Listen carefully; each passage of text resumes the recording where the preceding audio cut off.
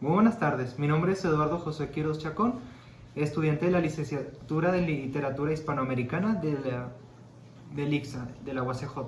El día de hoy, como parte de la materia del romanticismo en México, vamos a hablar acerca de la emancipación literaria de José Luis Martínez, así como el contexto histórico y de lo ocurrido especialmente durante los tiempos de la República Mexicana. Es un evento que ha tenido, no un evento, sino más bien un movimiento que ha tenido tanta relevancia, tanto en México como en Hispanoamérica, de los tiempos de independencia, por la búsqueda de una identidad literaria y propia sin depender de la colonización española. Primero, vamos a hablar de su autor. José Luis Martínez nace en 1918 y muere recientemente, relativamente en 2007. Y pues él comenzó su trayectoria como un poeta, editor y crítico de la revista llamada Nueva Tierra. Y pues obras suyas como por ejemplo El ensayo mexicano o en esta en específico es una recopilación o estudio de estos trabajos que es un proceso, es una serie de no de recopilaciones sino de tanto estudios como obras poéticas y literarias para promover esta nueva mentalidad. A partir de ahora, en los siguientes minutos, vamos a hablar acerca de quiénes son estos representantes y qué relevancia han tenido en la literatura. Bueno, vamos a empezar hablando de los antecedentes de la emancipación literaria, puesto que uno de los momentos clave de la independencia de los virreinatos de América fue bien siendo las ideas que dieron paso a la Revolución Francesa. No nos vamos a extender en ellas, pero puedo decir que tanto antes como después de los movimientos de independencia, desde México hasta Chile o Argentina, hubo una serie de doctrinas o de formas de pensar que buscaban esa identidad propia, que no tuvieron sus bases ni su caldo de cultivo, sino ya hasta que se consumaron. Es decir, cuando ya definitivamente terminaron sus guerras de independencia. ¿Qué pasó con México siendo específicos? Pues primero, hubo una crisis debido a los enfrentamientos. Las guerras son costosas, eso todos ya lo sabemos. Y asimismo, pues aún perduraba un espíritu colonial, es decir, ya no sentían que del todo España había salido de ellos, por decirlo así. Aún se seguía hablando el idioma, los indígenas no tenían cierta relevancia en el progreso, y hubo una serie de debates que a continuación vamos a revisar algunos. Y ahora bien, podemos resaltar la imagen de José Joaquín Fernández de Lizardi, quien que desarrolla el testamento y despedida en su libro El Pensador Mexicano. Creo que es una revista si no me equivoco, pero la idea es esa, que dejan claro que México aún tiene heredada esa visión tanto eurocéntrica y despótica, como decían en aquellos años, de la dominación de España. Y como parte de esto surge una ruptura de esta relación colonial. Es decir, que mientras buscaban esta identidad fuera de lo hispánico, de lo español, se fue creando alternativas y pues tenemos otro representante llamado José María del Castillo.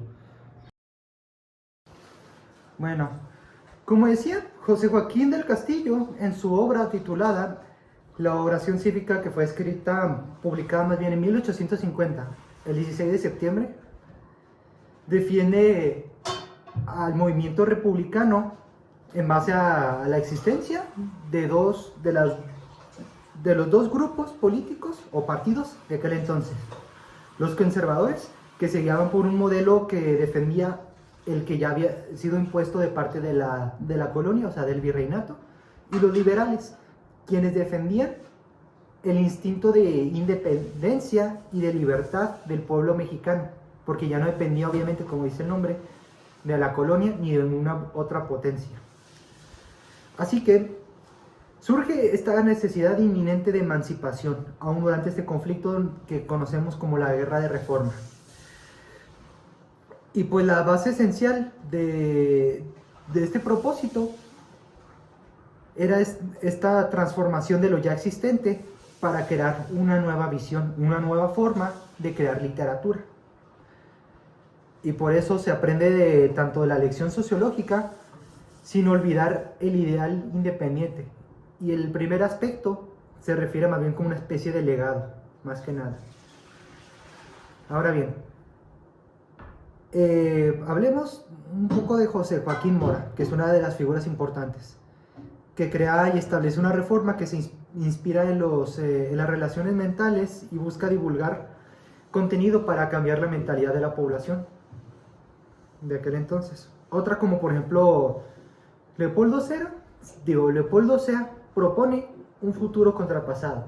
Es decir, España ahora es el sinónimo del atraso, no es sinónimo de progreso,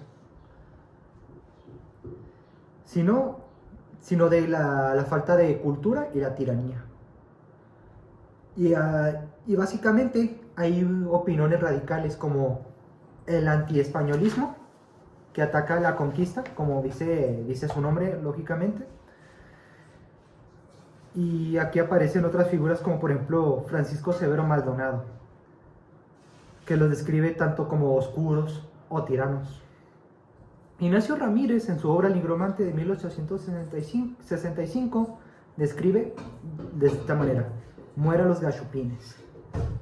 Sin embargo, es que no solo atacaban, no atacaban a las autoridades, solo atacaban a las autoridades, pero no atacaban al pueblo español en sí. Solo se atacaba el pasado, es lo cierto. Ahora bien, ¿qué soluciones se empezaron a dar? Primero, desde, por ejemplo, destruir un orden tanto material como espiritual y cambiarlo a uno más considerado más apto para el progreso, como por ejemplo Francia, Inglaterra o los Estados Unidos, puesto que pues desde aquellos años pues aún ya había existido grupos migrantes o de intelectuales que habían llegado hasta el país. Y entre ellos tenemos como a Fray Servando Teresa de Mier y Lorenzo de Zavala. Pero por otra parte, pues empieza a crear una nueva cultura que empieza a mantener las letras que se heredaron de la colonia, es decir, la lengua castellana, porque pues obviamente pues ¿cómo pues obligamos a leer a un pueblo que lea, no sé, la lengua náhuatl o indígena si pues la mayoría de la población habla castellano? Entonces surgen doctrinas en México, tanto en México como en el resto de Hispanoamérica, pero por el momento solo nos vamos a enfocar en México. Y por si acaso pues también mencionaré una que otro evento o doctrina surgido en Hispanoamérica, pero pues voy a hablar de la repercusión que tuvo en México, para ser necesario. Y bien, tenemos por ejemplo a Andrés Bello en la alocación a la poesía, que pues llama a la masa de la música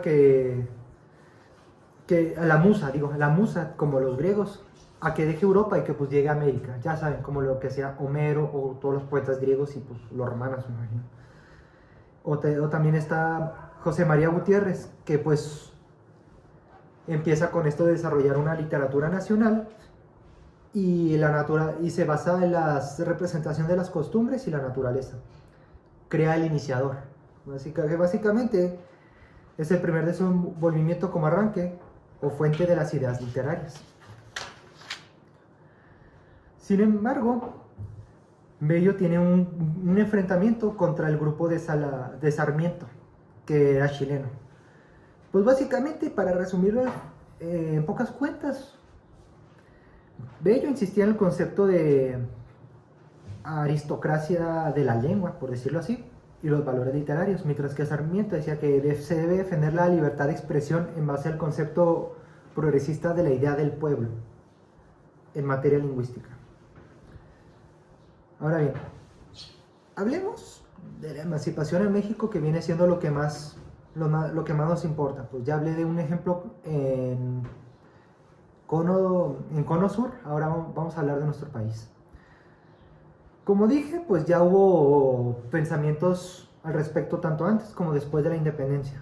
Y pues empecemos a hablar de figuras como por ejemplo Fernández de Lizardi, que pues busca canalizar la novela con el cruce del costumbrismo y el popular, y pues surge el nacionalismo.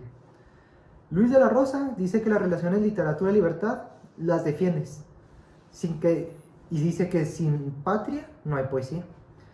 José María Lafragua desarrolla el carácter y objeto de literatura y pues piensa en los problemas de carácter general y vuelve a la recién nacida literatura de la época que se basaba en lo prehispánico, así como los europeos en el neoclasicismo buscaban imitar a los griegos. También surge la Academia de Letras, que fue la primera asociación literaria creada en el 1836 que buscaba impulsar las letras de forma general. Otras figuras importantes son Guillermo Prieto, que buscaba tanto emancipar como mexicanizar a la literatura para otorgarle un carácter peculiar. Y pues igualmente se buscaba el asunto nacional y patriótico. Y pues dentro de su obra Cuadros de Costumbres, considerada a lo mejor como su obra maestra, toma los conceptos de los sectores más ricos y originales y la sensibilidad por el paisaje nativo dentro de sus obras.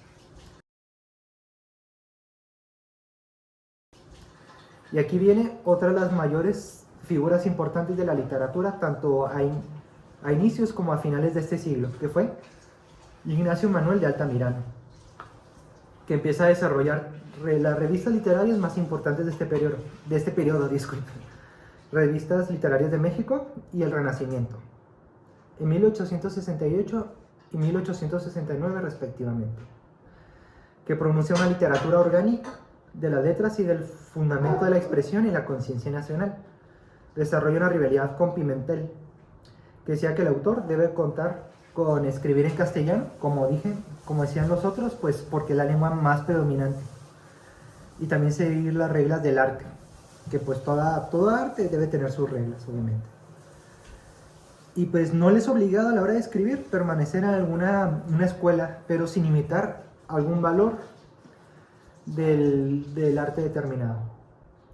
Y seguimos con un seguidor de Altamirano llamado José María Vigil, que decía que pues no se puede crear algo de la nada porque el ser humano no es Dios.